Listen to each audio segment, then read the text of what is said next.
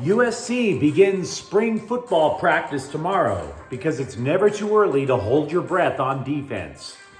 Tony Gonsolin is content with how spring training is opened with the Dodgers, and credit to LAFC manager Steve Cherundolo for not spouting cliches. Good morning. I'm James. This is your daily dose of sports and snark for the greatest sports city in the world, Los Angeles. This is the faithful Angelenos Morning Report. It is March 4th, 2023. We added a new subscriber to the Angelino familia yesterday. I appreciate every one of you. Sincerely, always. There's plenty of room in this house for everyone in the Angelino familia. If you like the content we put out about LA sports, clickety-clack the like button. Clickety-clack the subscribe button. There's a notifications bell. Hit that. It lets you know we drop new content. Sharing is caring. Let people know we exist. And by all means, comment. It's Galaxy game day. Crying out, protest or not, I'm still excited. Before we go through the news notes, a look at the scoreboard. Minnesota 110, Lakers 102. Darvin Ham was not happy about this loss at all. Quote, someone shouldn't have to tell you to be locked in, unquote. Nice shot across the bow. Meanwhile, the Clippers are 0-5. Ever since acquiring Russell Westbrook, they fell in Sacramento 128-127. The Clippers are back in 500. Should we ask ourselves if this record shows us who the Clippers really are after all that hype before the season? I'm just asking. Meanwhile, today, 4th-ranked UCLA versus 8th-ranked Arizona. This could be the marquee matchup across college basketball. Looking forward to that one. USC versus Arizona State. With a win and a UCLA win, the Trojans would be back in the tie for second in the Pac-12 regular season standings with Arizona in the conference. Now, the Wildcats would still have the tiebreaker, but appearances do mean something, I would imagine. St. Louis is at the Kings. LA is 2 points behind Pacific Division, leading Las Vegas. Meanwhile, LAFC will host Portland at 1:30 today. The MLS Cup winners, they open the season a week late against the 1-0 Timbers.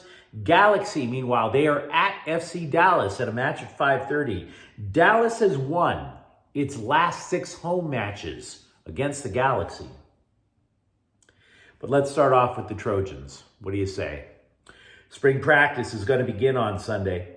Coach Lincoln Riley said there's going to be a renewed emphasis on tackling fundamentals after the disastrous end of the season last year, especially on the defense. The Trojans allowed more than 7 runs per carry in their last 2 games. Losses to Tulane in the Cotton Bowl and to Utah in the Pac-12 title game. Quote, there's not one area specifically that killed us in terms of tackling. The reality is we need to get better in all parts, Riley said. Remember how defensive coordinator Alex Grinch was pretty accessible during his first year with the Trojans? Have you noticed the man has not been interviewed once since before the Cotton Bowl? I mean, we've been harping on this since the disaster. It is time for the Trojans to focus on defense. They're not stupid. They know Riley is perfectly cognizant of how much heat is on him for keeping Alex Grinch. And it's not whether or not Riley's job is in jeopardy. It's all on Grinch. You know it. I know it. We all know it. Both USC and UCLA lost their bowl games specifically because of how bad their defenses were. Their defenses were almost as big a train wreck as what went on in Ohio. The first school to sanity wins. We've been harping on it since January. The first school to play defense is going to be the one that wins. Now, the USC defense has 3 probable new starters on the defensive line. They're all transfers. But that's not the only thing that we have to wonder about with USC. We have to ask, say, for example, is Corey Foreman finally going to be able to justify being the #1 recruit out of high school? Is he going to be a legit contributor? We have to ask if Damani Jackson, who was injured and only played in spots last year, has enough to compete for a starting cornerback job. And we're not going to know anything about inside linebacker Eric Gentry. Not really, because he had ankle surgery and he's going to miss the entirety of spring football. The point being, ESPN broadcast the spring game for the Trojans last year. Do you remember that? ESPN used to broadcast a lot of programmed spring games. To budget cuts, they only broadcast USC's. And that was because of the excitement that Lincoln Riley was bringing to Troy, the newfangled offense. How is this going to work with Caleb Williams and all these new players? And it was so exciting and so sexy. If that spring game is broadcast this time around, it all has to be about the points USC doesn't score as opposed to the points USC throws up on the board. Former Trojans legend Willie McGinnis faces 8 years in prison for an alleged role in a West Hollywood restaurant attack in December. 2 felony counts, 4 years each. TMZ found a video. It does not look good. Not helpful at all. McGinnis also issued a public apology for a lapse in judgment. Probably written by lawyers. I don't know how helpful that's going to be either if you're facing 8 years in the pen. He is suspended from his gig at the NFL Network ever since. And look, I love Trojans football. I grew up on it. But considering what happened to McGinnis and Junior Seau, maybe we ought to rethink about how important the number 55 really is to the program. That's all I'm saying. Now, it is also true that very few players have very little control over where they go in the draft. And when I mean few, I'm talking about the Manning family telling the Chargers not to draft Eli, right? Jordan Addison, on the other hand, told the Pittsburgh Steelers to come and get him so that he could be reunited with his college quarterback. No, not the Heisman-winning one. He's still at USC. I'm talking about the one from Pitt, Kenny Pickett. Addison thinks it would make his transition to the NFL game smoother for the both of them. Pickett has been pitching the Steelers front office on drafting Addison as well, the former Biletnikoff winner. There has been a small trend of reuniting a college quarterback with his college receiver in the NFL, and it's had mixed results. But you consider, for example, Cincinnati with Joe Burrow and Jamar Chase. A couple of playoff appearances, went to a Super Bowl. But did it really work that well for, say, the Las Vegas Raiders, reuniting Derek Carr with Devontae Adams? So, mixed results. Tony Gonsolin pitched 2 1/3 shutout innings at his spring debut yesterday for the Dodgers. He said he appreciated that his spring has gotten off to a normal start. If you recall, for much of his career, 2021, he was injured for a lot of that time. Last year, he came on like gangbusters. He earns his first All-Star game appearance, and then he injured his forearm toward the end of last year. So this year, Gonsolin is saying his entire goal is to build up the strength to do whatever it takes to avoid injury so he can pitch an entire season. LAFC manager Steve Cherundolo. Now, I got to give the man credit. You should always give credit where it's due. Even if you're not a fan of the team, you should try to be respectful at least. Oh, who are we kidding? It's LAFC versus LA Galaxy. I know it's not going to be respectful, but I'm going to try. Steve Cherundolo, I did not think would be a quality manager in MLS. He managed the Las Vegas Lights in the USL. That team, the Las Vegas Lights have always been a disaster.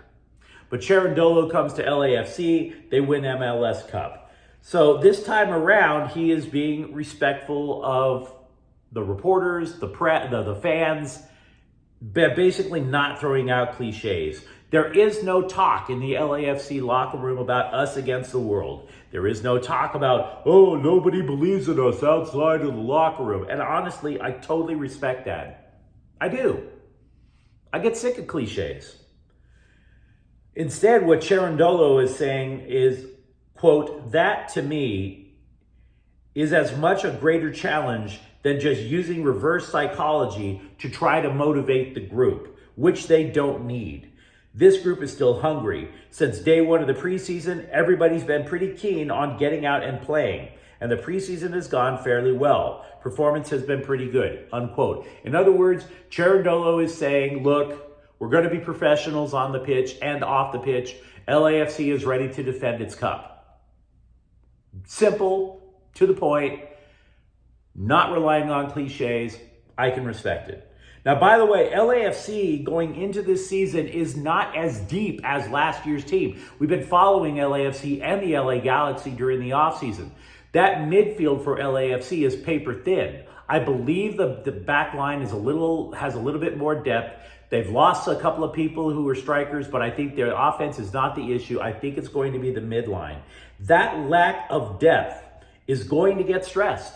The black and gold is not just playing MLS matches. They have tournaments to take part in too. They will be in the CONCACAF Champions League starting Thursday with a flight down to Costa Rica. So there's that. Norman Powell is out at least a week with an injured left shoulder for the Clippers. He is getting treatment for it. Powell averages 16.6 points per game for the Clippers. They missed as many as 4 players in last night's game. The Clippers also told the Scribes yesterday that they plan on sticking with this whole Kawhi Leonard load management, won't play back-to-back games strategy come hell or high water. Considering they're on a 5-game losing streak, considering that they haven't won since acquiring Russell Westbrook, they may not be getting hell or high water. I think they're actually past the hell and high water stage. I mean, I don't recall everything that the 4 horsemen of the apocalypse brought in the book of Revelations, but right now the Clippers are in end times. They've already had the rapture. Half their team is going up. If you ever read the book of Revelations, one person stays, the other person goes. It's exactly the same with the freaking Clippers. The Clippers have been going through the book of Revelation. They need to stop it and put Kawhi on the court. The NHL trade deadline came yesterday. The Kings made a couple of minor moves. And by minor, I mean by when they posted about it in social media, they didn't even have a photo of one of the guys they traded for. That's how minor those trades were. LA, for example, sent minor leaguer Frederick Allard to Montreal for forward Nate Schnarr. Schnarr appeared in 1 NHL game for Nashville a few years ago. Chicago also acquired Kings forward Austin Wagner, who's been both the Kings and Ontario, kind of back and forth. They acquired Austin Wagner for a blank box with a Blackhawks logo in it on social media. All I can say is the Kings did not get Patrick Kane coming back. Now, if you tally everything up, the Kings bring in about 5 players in the NHL trading season. 1 future consideration, quote unquote. They sent out 4 players and 4 draft picks in total. All I'm going to say about all these moves, I'm not going to recap them all, but what I will say in total is that the Kings' moves seemed solid instead of sexy. You take all those rumors that were out there about the Kings allegedly going after left-handed defenseman Jakob Chychrun. In retrospect, it's kind of obvious that Arizona wanted to fleece the Kings because what the Coyotes eventually got for Chychrun, it wasn't that impressive. Not really. No, they were trying to pry as many elite prospects from the Kings as possible. And when the Kings said to hell with it, and they wind up going out and making that trade with Columbus, the Coyotes were left holding the bag. They got to get something for Chychrun, so they settled. Meanwhile, nobody wants to send out Jonathan Quick, but he's not going to get his job back in time for the playoffs as a starting goalie. So if your starting goalie is Phoenix Copley has not played a single game in the Stanley Cup playoffs. You need somebody who has played and has excelled in the Stanley Cup playoffs. That would be at least, he's not a cup winner, but he has excelled in rounds of the Stanley Cup playoffs. Eunice Korpisalo, acquired from Columbus. So the Kings at the trade deadline, I'm not going to give it an A+ if you want to grade it, but it's damn sure not a fail. So how exactly do the Chargers keep together as much of the team as possible without letting Keenan Allen go? Contracts are going to have to be restructured. That's the bottom line. Lots of them. It's basically a version of kicking the can down the road.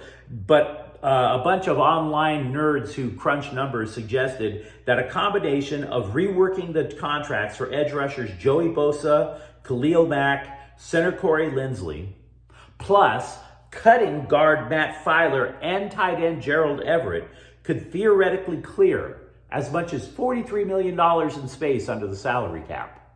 Now they're 20 million plus over now, which means they would be about 22 million under the cap if they choose to make those moves. Now it sounds like a lot of space, but you'd be dead wrong. You would. You don't have the freedom pursuing big people in free agency because you've got to sign your depth pieces. You've got to possibly extend quarterback Justin Herbert, who's on the last year of his rookie deal, and signing your draft picks. It's pretty much going to gobble up the whole damn thing. What I'm getting at is it's not impossible. It's just not comfortable either. You could lose linebacker Drew Tranquill easily in this offseason, and that would be a big problem for the Chargers. The Rams hired Ron Gould away from San Diego State as running backs coach. Gould has been coaching at the college level since Kurt Cobain was alive. Smelling like teen spirit. The guy started coaching in 1990. This is his first NFL gig. But you let me know what you think in the comments thread. Let me know what you think about the USC's defense. Let me know what you think about Tony Gonsolin or LAFC or the Galaxy. I'm excited about MLS. And if you enjoyed this content, don't forget to subscribe to Faithful Angelenos. We're talking LA sports every single day here. Thank you for watching. I'm James. We'll be back tomorrow. Actually, take that back. We'll be back later today with rapid recap, at least of the Galaxy match. Faithful Angelenos is a Corte El Queso production. Take care.